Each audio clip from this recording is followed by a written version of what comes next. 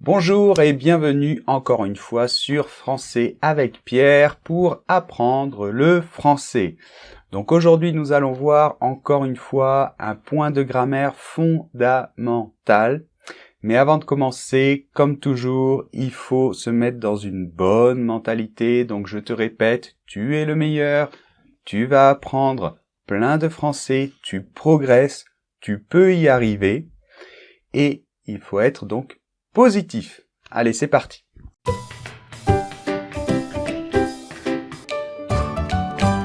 Allez, on y va. Donc, aujourd'hui, nous allons voir le présent de l'indicatif. Alors, je sais, des personnes vont dire, bah, c'est facile, moi, ça y est, je sais beaucoup plus de choses, apprends-nous plutôt le subjonctif, le conditionnel, tata. Le présent de l'indicatif en français est fondamental et j'ai beaucoup d'élèves quand je corrige les rédactions à l'école, je me rends compte qu'ils font encore beaucoup d'erreurs. Et le présent de l'indicatif, c'est la base de toute la conjugaison du français pour après pouvoir conjuguer le subjonctif, l'imparfait, etc. Donc c'est important de voir cela aujourd'hui. Donc, présent de l'indicatif et les verbes du premier groupe. Donc, les verbes du premier groupe, il y a 3 groupes en français. Le premier groupe, ce sont les verbes en ER. Sauf le verbe aller, mais enfin bon. Tous les autres, les verbes en ER. Donc, voilà un verbe totalement régulier. Parler. Blablabla, parler. Donc, on voit que c'est un verbe en ER, puisque sa terminaison à l'infinitif, c'est ER, et la conjugaison, c'est comme ceci. Je parle, tu parles, il parle, nous parlons, vous parlez, il parle. D'accord? Donc, ça, en rouge, ce sont les terminaisons régulières de tous les verbes en ER, c'est-à-dire du premier groupe au présent de l'indicatif. Ok, donc on voit qu'elles sont toutes muettes, les terminaisons, sauf nous parlons et vous parlez. On, la nasale, et, d'accord. Les autres sont muettes. Ils parlent. Hein, on ne prononce pas ENT dans la conjugaison. Bien. Mais le verbe envoyer, c'est j'envoie. Il y a un problème. On voit que le Y s'est transformé en I. Tu répètes. On voit qu'il y a un changement au niveau de l'accent. Il appelle. Il y a 2 L, mais l'infinitif, un seul L. Nous mangeons, il y a un E qui apparaît. Nous commençons, une cédille. Il jette 2 T. Ok. Alors c'est vrai qu'il y a quelques verbes irréguliers. Mais ils ne sont pas très difficiles parce qu'il y a une certaine logique. Bon. Donc comme tu vois dans cette leçon, quand il y a des irrégularités, ou des choses sur lesquelles il faut focaliser l'esprit, je te les ai mises en bleu. Ok? Donc, continuons.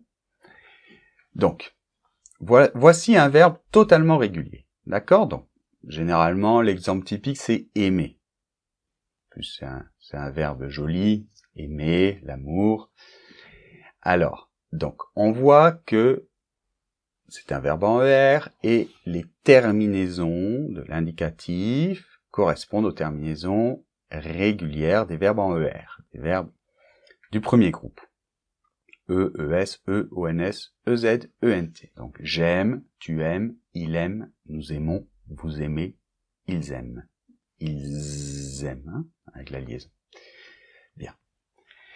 Alors maintenant, voyons les verbes irréguliers. Alors, donc, la première catégorie, hein, parmi les verbes du premier groupe, hein, la première catégorie, donc, ce sont les verbes qui terminent, donc l'infinitif termine en CER ou GER. Donc, par exemple, commencer, ou nager, hein, nager, ou voyager. Bien.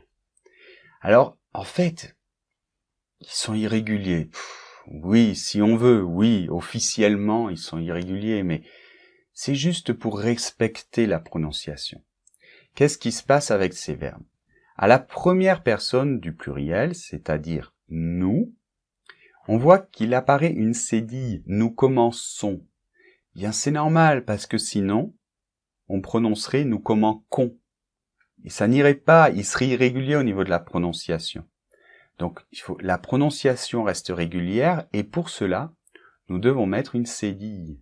D'accord? Seulement à la personne nous. Donc, nous commençons. D'accord? Bon. Et c'est pareil pour les verbes en G. Donc, par exemple, nous nageons. Donc là, pour que la prononciation soit régulière, on doit rajouter ce petit E qui fait que on prononce nous nageons. Nous nageons. D'accord? Donc je nage, tu nages, il nage. Nous nageons, vous nagez, il nage. Ok?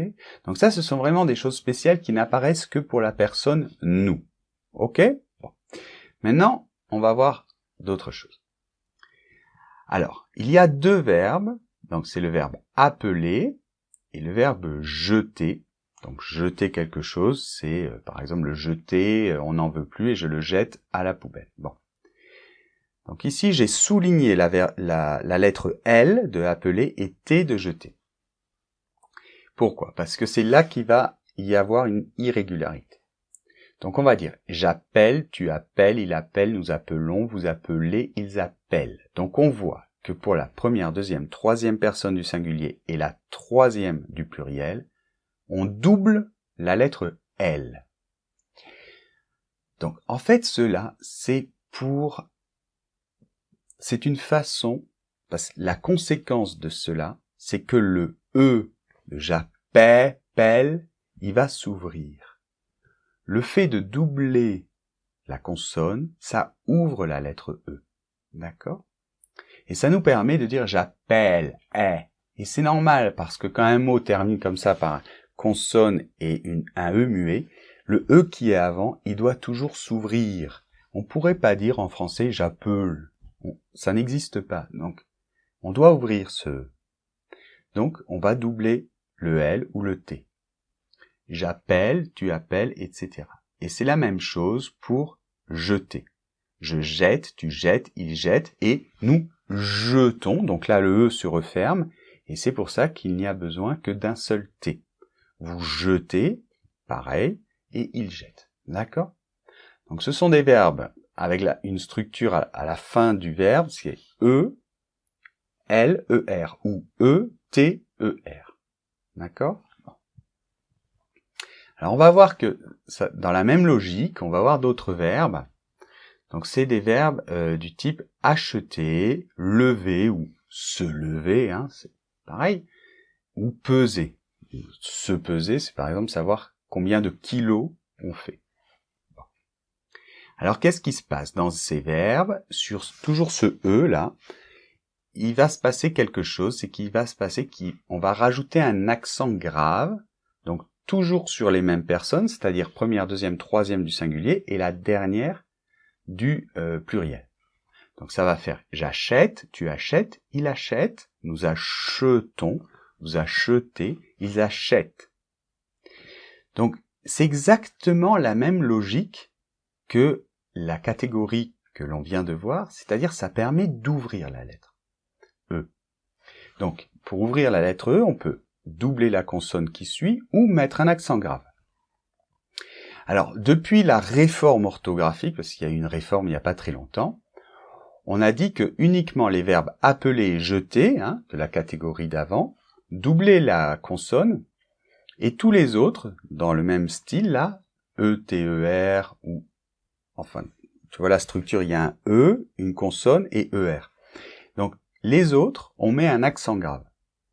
Parce qu'avant la réforme orthographique, on ne savait pas s'il fallait doubler le T ou le L ou mettre un accent grave. Et c'était difficile pour l'orthographe, même pour les Français.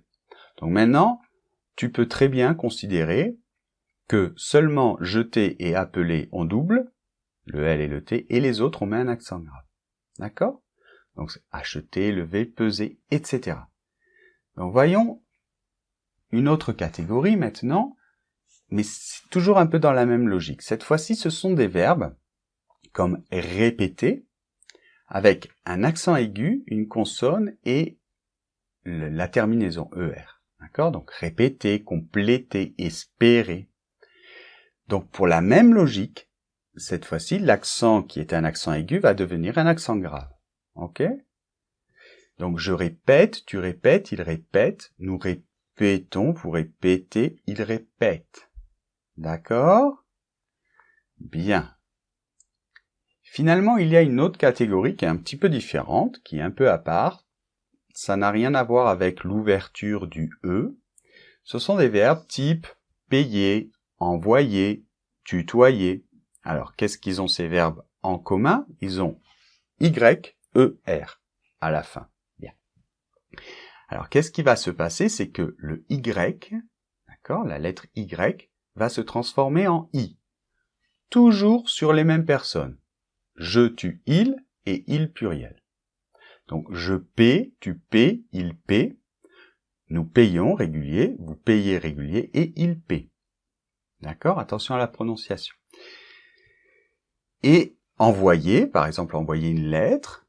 J'envoie, tu envoies, il envoie, nous envoyons régulier, vous envoyez régulier et ils envoient. D'accord? Voilà. Donc, tous ces verbes qui finissent en YER, ils vont faire ce phénomène. Alors juste une parenthèse, le verbe payer, c'est un peu une exception. Il a deux conjugaisons possibles. C'est-à-dire qu'on a le droit aussi de laisser le Y. Donc il y a deux possibilités. On peut dire je paie ou je paye. Tu paies, tu payes. Il paie, il paye. Avec le Y. D'accord? Mais juste le verbe payer. Donc les autres, on peut pas dire j'envoie. Hein? On doit dire j'envoie. Avec I. D'accord, donc j'espère que c'était pas trop difficile, je crois que non, hein.